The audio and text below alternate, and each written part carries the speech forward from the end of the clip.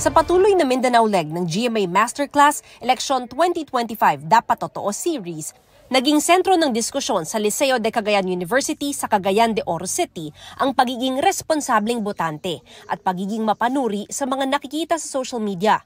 Pagpili rin ng tamang kandidato ang binigyang diin sa huling bahagi ng Mindanao leg sa Central Mindanao University sa Maramag, Bukidnon.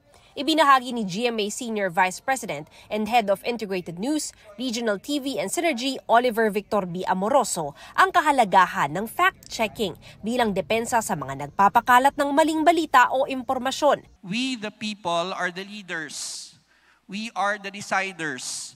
So make yourselves knowledgeable about these issues. Watch the news on TV.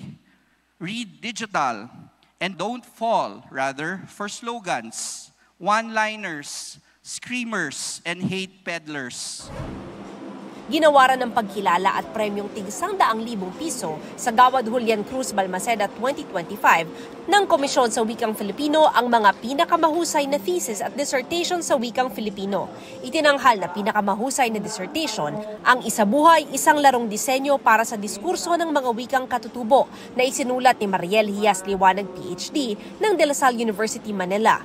Pinakamahusay na thesis naman ang pagmamapa ng kalinangang bayan ng munisipalidad ng Kinubatan, Albay na masteral thesis ni Christine Maynares ng Bicol University.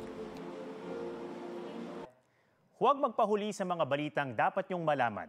Mag-subscribe na sa GMA Integrated News sa YouTube.